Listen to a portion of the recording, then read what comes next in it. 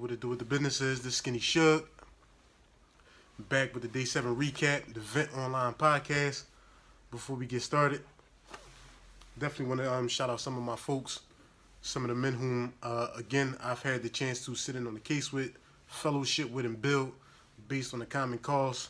Definitely Phil Muller and Maul G's, affiliate inside Scoop, George Nader,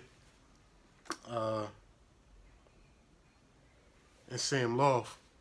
And again, this is Day 7.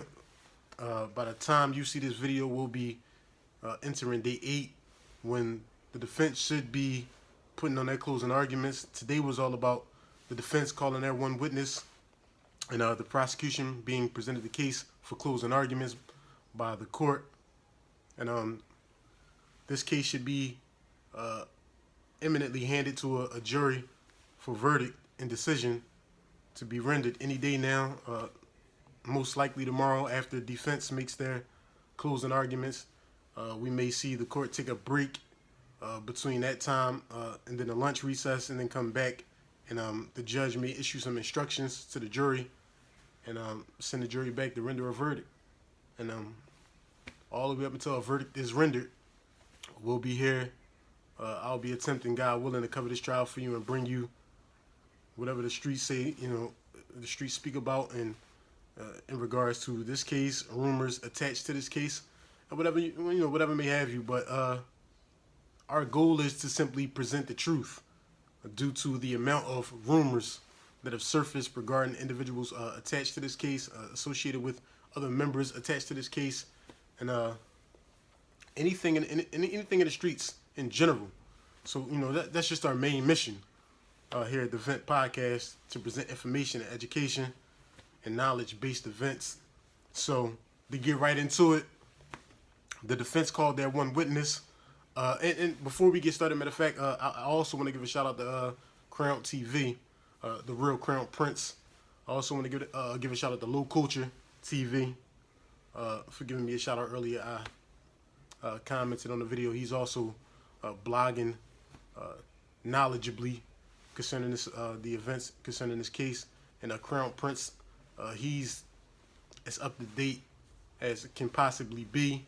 I would void to say that there is no one other besides me than the Crown Prince, keeping an accurate detail of the events tied to this case. So whenever you get a chance, Crown TV on YouTube, Crown Prince on Instagram. I also received some information concerning the similarities regarding the information that me and Crown TV are presenting. But the case is the case, and the information is the information. And anyone who has an inside seat to the information can only present, and seeks to present truth, can only present the information as it comes. And undeniably, the information will be similar in detail and structure. So forgetting that, let's get to it.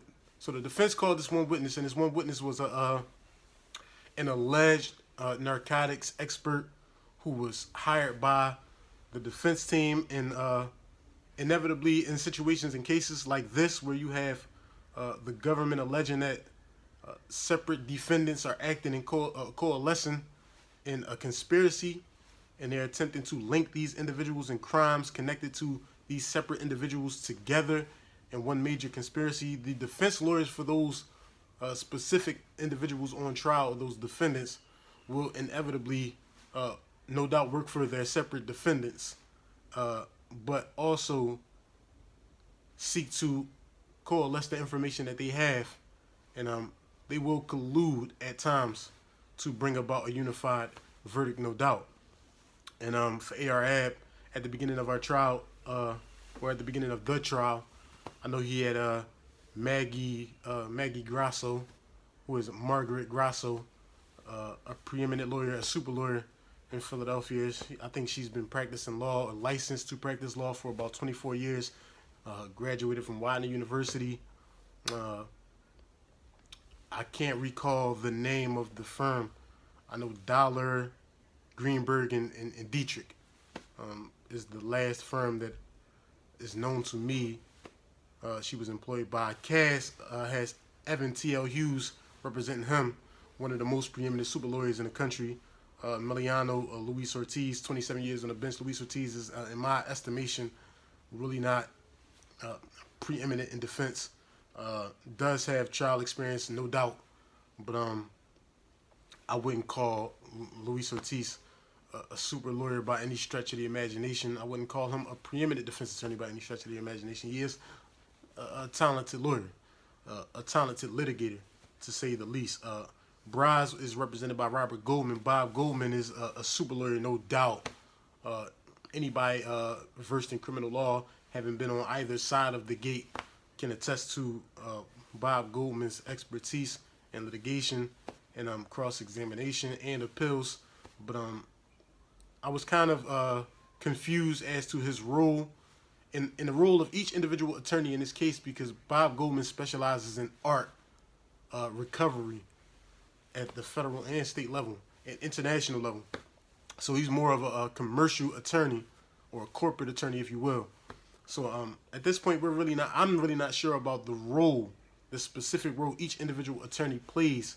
And as in the case of O.J. Simpson, for example, when you had a lead attorney and then you had each individual attorney who specialized in different aspects of criminal litigation, and they were assigned that task, and they were in charge of that task, and interrogating and cross-examining certain witnesses, and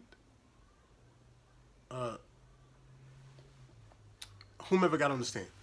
My words are, it's a lot of information getting ready to come out, so you got to bear with me. It's a whole mind-boggling amount of information, an exorbitant amount of information getting ready to come out. But again, this narcotics expert, again, just this Crown TV, I seen he reported the same. This narcotics expert was alleged to have participated in over 700 narcotics cases. Defense specialist. To my knowledge, he has never worked for the prosecution or the government in any facet, and that kind of biases his testimony to a degree, because not only is he being paid by the defense to testify as to what the defense wants him to testify to, he also has never testified in the prosecution's favor. So his testimony is a little skewered, no doubt. But again, he specializes in narcotics terminology, and his job at this juncture of the trial was to basically to corrupt what the government intends to present as terminology, nickname, slang, nicknames for drugs or whatever like that, and tie those to text messages, social media posts, or whatever by all of the defendants. And I can just say for my liking, it didn't go well. He really didn't seem informed. He really didn't seem engaged. He wasn't charismatic. He wasn't appealing to the jury, in my estimation. He was robotic. He was monotone. Whereas you're dealing with a defense attorney who's examining him on direct, who is charismatic. Two defense attorneys who handled the direct examination of this narcotics expert. It was Evan T.L. Hughes, who was Kaz's attorney, and Luis Ortiz, who was Emiliano's attorney. And on direct, he just didn't seem firmly grounded in this case. It seemed rehearsed. It seemed too structured, if you dig what I'm saying. And of course, I want to see the men free at any and every cost, regardless of guilt or not. But the facts are the facts, and he just didn't come across as a credible expert of any kind. And then at one point during his testimony, he was forced to acquiesce to the prosecution's objection. And matter of fact, on cross, he was asked about a particular terminology concerning ICE, and Evan Hughes and Luis Ortiz, their job was to attempt to redirect the narrative that ICE was concerning crystal meth, and that onions concerned OZs of crack, or whatever the case may be, and their job was to tie all of that terminology to marijuana. which is which is unheard of. You dig what I'm saying? And at one point, this narcotics expert was forced to acquiesce to the prosecution's cross-examination that ICE referred to methamphetamine and clearly did not refer to marijuana in any jurisdiction in America. I don't know what they call marijuana ice anywhere in America. But excuse me. Yeah, so after the defense put on this one witness, they gave the case back to the court, and the court presented the prosecution with the chance to present their closing arguments. As anyone knows, in federal court, the prosecution presents their closing arguments first, and it's not the same in every jurisdiction in state court. So to refer to my notes, give me a second. I see Novak's just checked into the super chat, and Rob B's. But the closing argument was basically a convex by the prosecution to solidify Ar-Ab as the kingpin of this racketeering or Rico influenced organization. And the angle in which they attempted to paint Ar-Ab as the kingpin of the indictment was simply by negating the stature of everyone else included in the indictment. Give me a second. Definitely got to get right, because I'm boggled and confounded as well. Like,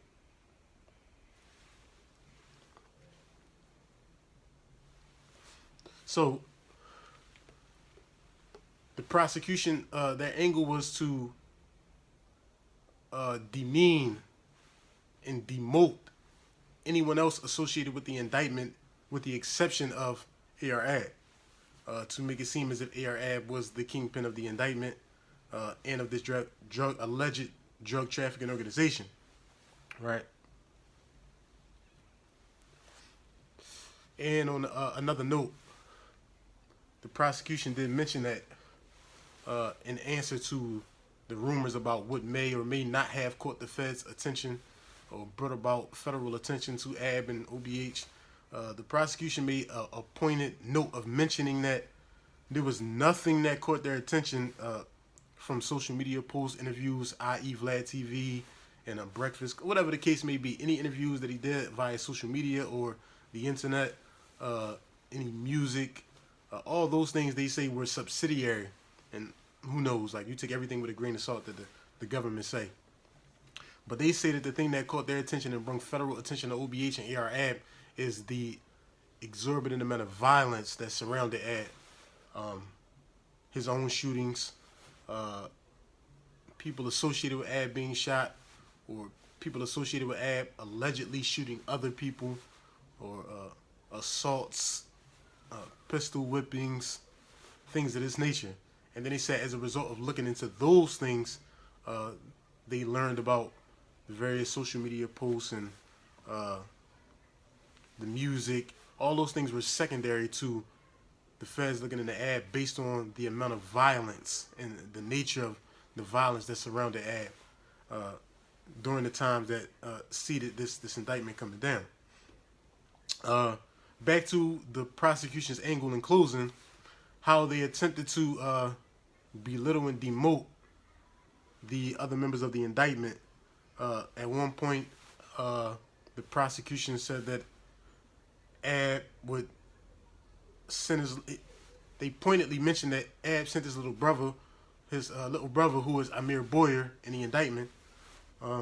They said that he sent his little brother to the mansion, which the Feds allege is the residential structure on Sydenham Street. They said he sent his brother to the mansion the day after the federal raid to gather anything left behind by the Feds or anything that the Feds may have missed that could be incriminating, just in case the Feds decided to do a secondary sweep of their residential structure, basically handing out orders. In regards to Daniel Chase Hoover, they said that he sent Chase to California by car, in his own car, his own personal vehicle, many occasions. And if you read the indictment,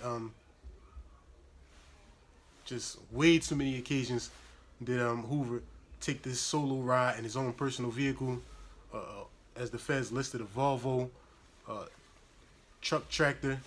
They said that he drove these distances from Philadelphia to L.A.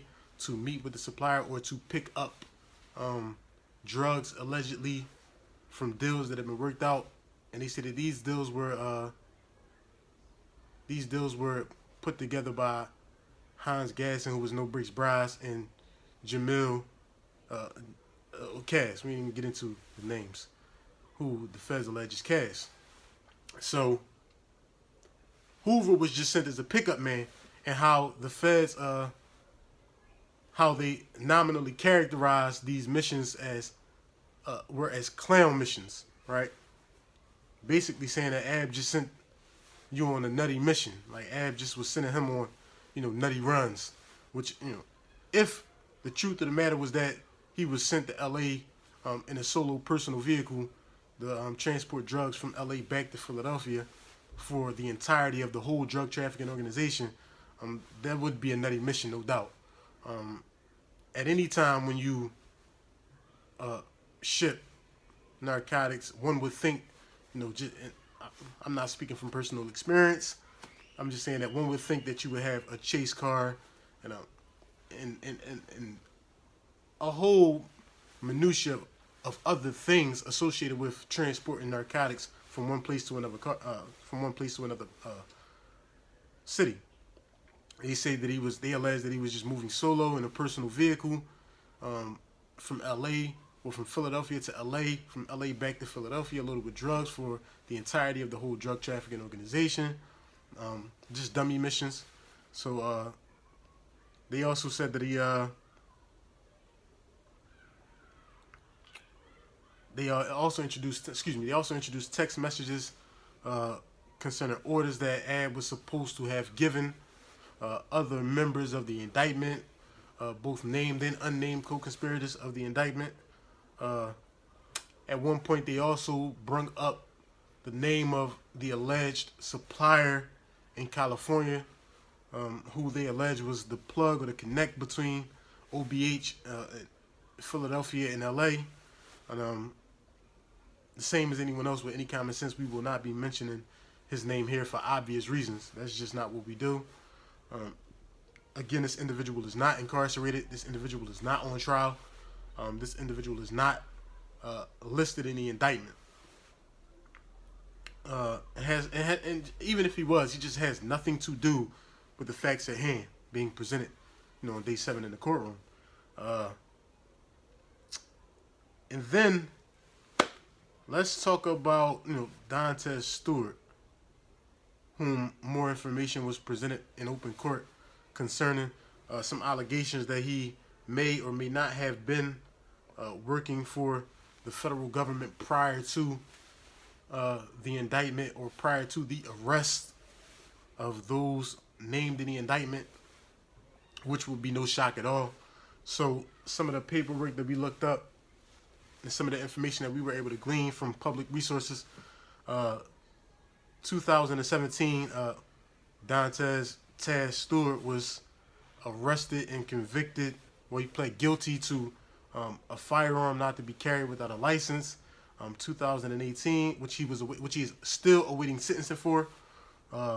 2018, he pled guilty to third-degree murder and conspiracy to commit third-degree murder and various firearm charges associated with that.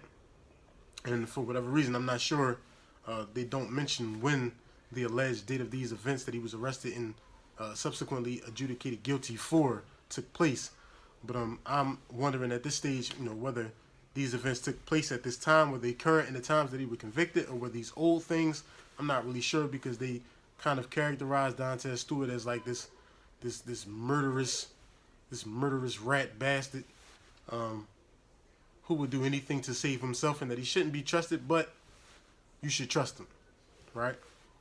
And now 2019, again, he is awaiting sentencing for that 2018 case too. In 2019, he was also held for court on another charge of third-degree murder, and he is awaiting the scheduling for pretrial conference in that.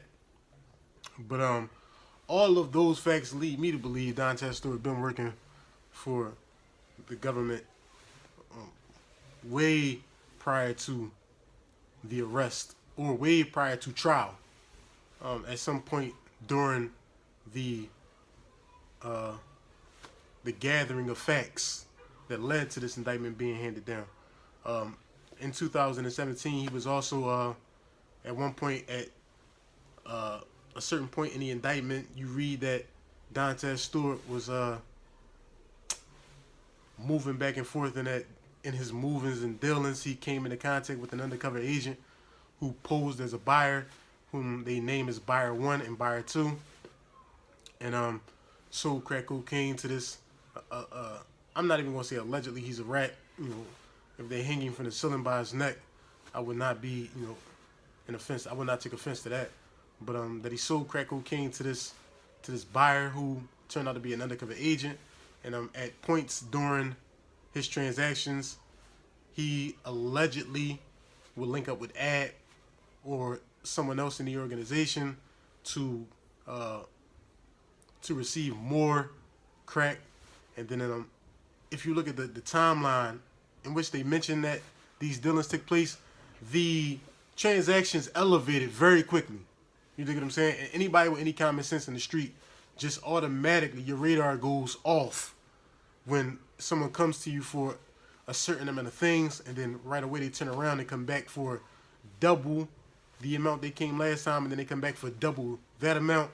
Like, your radar just goes off, your antenna should peak, and that something is not right about this transaction and this individual involved in these transactions. But for some reason, which would lead me to believe that Dontel Stewart was working with the government prior to trial and prior to the arrest, in concert with aiding the federal government in gathering information on Ar-Ab and everybody else named in this indictment.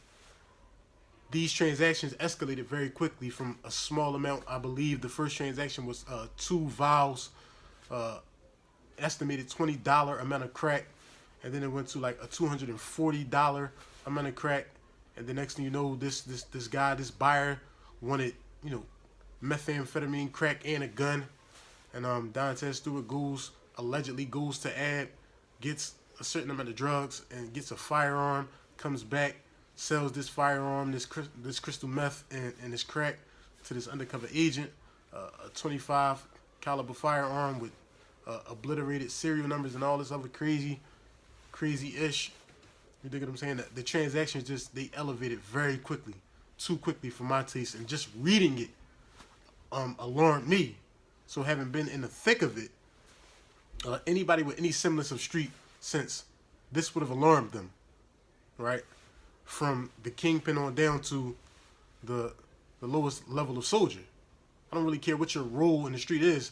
This elevation of transaction would have alarmed anybody, right? It should have alarmed anybody, right?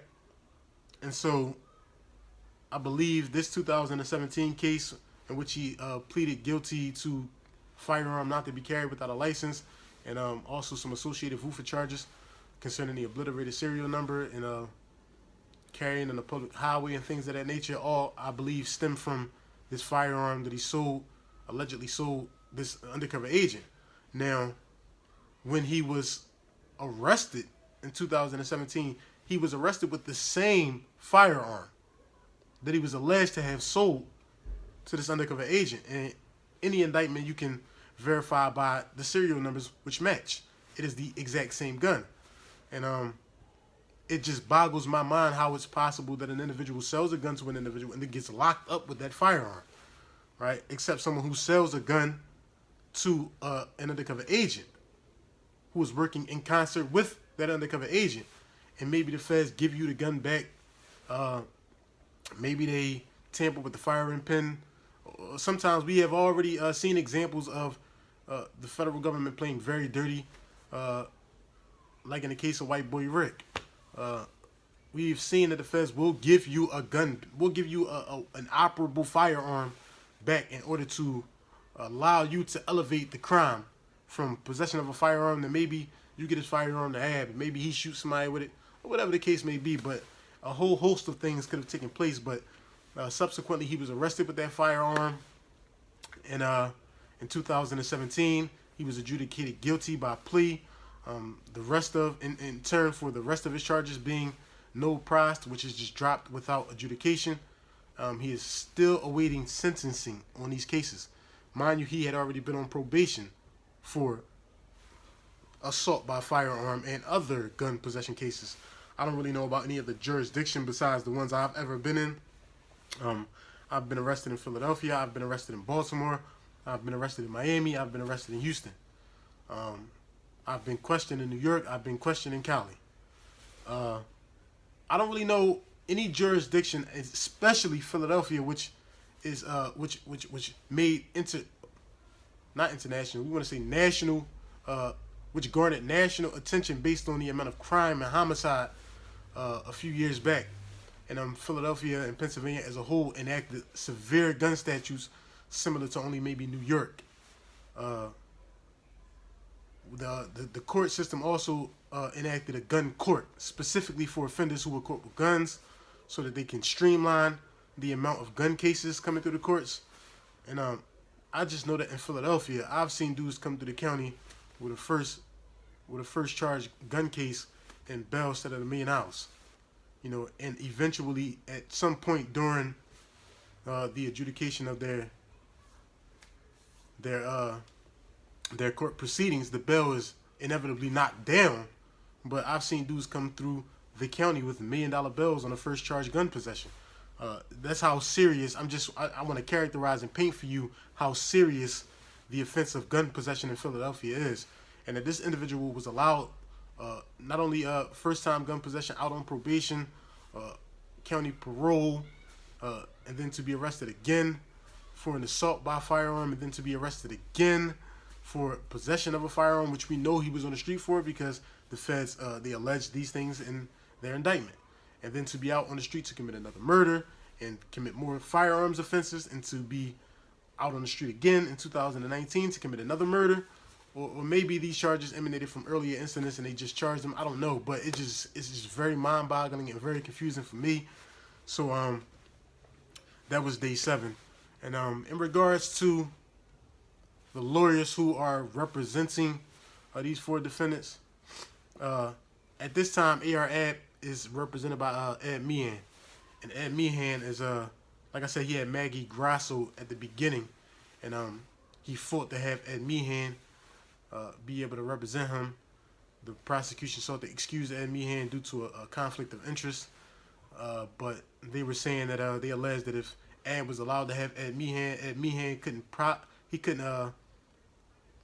possibly provide a beneficial defense for Ab, because if Ab had to testify or turn confidential informant or whatever the case may be, Ed Meehan could not in good faith advise Ab to turn state's witness against someone else whom is in this trial that Ed Meehan defended at a prior time. So they sought to have him excused, but the defense successfully fought that. Ed Meehan was allowed and is allowed. He's representing Ar-Ab now, and Ed Meehan is a bulldog litigator. Him and Bob Goldman, I know both. I have dealt with Ed Meehan personally in my own criminal defense. I've dealt with Bob Goldman in my own criminal defense. I know Bob Goldman. I have known him for about 10 years. I know that these two are bulldog litigators, and Ed Meehan is very vicious on the pill. He's definitely on the scale of Norris Gelman, and as it regards to appeals and motions. So I'm very curious as to his role in this trial, because he has been very quiet thus far up to this point. He has not been vocal in objecting anything, cross-examining anyone, presenting any information to the court in open court himself. So I'm very interested in knowing what the train of thinking is between Ab and Ed Meehan. I don't know if Ab is inevitably thinking that he's going to be found guilty and is preparing Ed Meehan, or Ed Meehan is preparing him for post-conviction motions, whatever the case may be. But Evan T.L. Hughes, who is representing Cass, in regards to him. It just the whole legal team collectively just did not do it for me. I think decisions were made hastily because of name recognition, Yelp reviews, or whatever the case may be. But Evan T.L. Hughes, in March 26th of 2008, he was reprimanded publicly by the disciplinary board of the Supreme Court for failing to inform another defendant that he represented in New Jersey that he was not even licensed to practice law in the state of New Jersey. So it's just some very shoddy things, and of course the appointment of Luis A. Ortiz, just some very shoddy decision making throughout this whole trial, throughout the entirety of this whole proceeding. The judge, his bias has been on display since the beginning of my time, which was day 5, and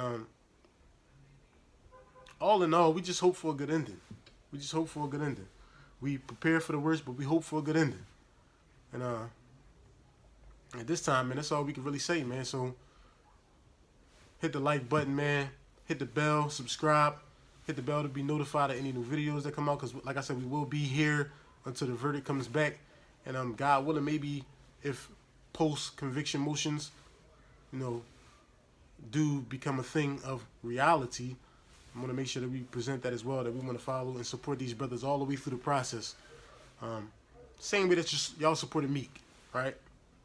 Same way that y'all support the Famous Bulls. So, like I said, subscribe, like this video, share this video, comment, leave your thoughts, criticisms, concerns. I love it all. I try to respond to it all. I appreciate everyone thus far who has supported the channel, supported these videos, supported the men down there fighting for their lives. These men are definitely facing what amounts to a natural life sentence, even in years. So, to everybody that support the men, support the movement, support these videos, I appreciate y'all. Everybody in the super chat, everybody in the that Cash App and donated to see the movement grow. Definitely appreciate that. And the Skinny Suge, man, Event Online Podcast.